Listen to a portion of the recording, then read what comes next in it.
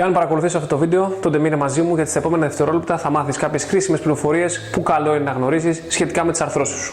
Όλοι στο παρελθόν έχουμε κάνει τέτοιου είδους κινήσεις, κάνοντας κρακ τις αρθρώσεις μας, όπως έτσι συνηθίζουμε περισσότεροι να λέμε, είτε τον αυχένα μας, τα δάχτυλά μας, είτε διάφορα άλλα σημεία του σώματός μας, είτε κάποιος θεραπευτής έχει δημιουργήσει, έχει κάνει κάποιες ειδικές τεχνικές κινητοποίησης σε κάποιες αρθρώσεις μας για να μας βοηθήσει για κάποιο λόγο στο παρελθόν. Δεν είναι καλό να το κάνουμε, μπορεί να δημιουργήσει κάποια προβλήματα μακροπρόθεσμα. Βράχει πρόθεσμα, αισθανόμαστε μια ανακούφιση και αισθανόμαστε λίγο καλύτερα. Είναι έτσι αρκετά ανακουφιστικό αυτό, γι' αυτό και οι περισσότεροι συνηθίζουν να το κάνουν πάρα πολλές φορές μες στην ημέρα αυτό, αλλά πιστέψτε με, αυτό σας δημιουργεί πρόβλημα. Στο σημείο που υπάρχει η άρθρωση, υφίσταται και ένας θύλακας, ο οποίος περιβάλλει και περικλεί αυτή την άρθρωση, αυτές τις δύο οστικές δομές που κινούνται μεταξύ τους. Εντός του θύλακα υπάρχει ένα υγρό, το οποίο λέγεται αρθρικό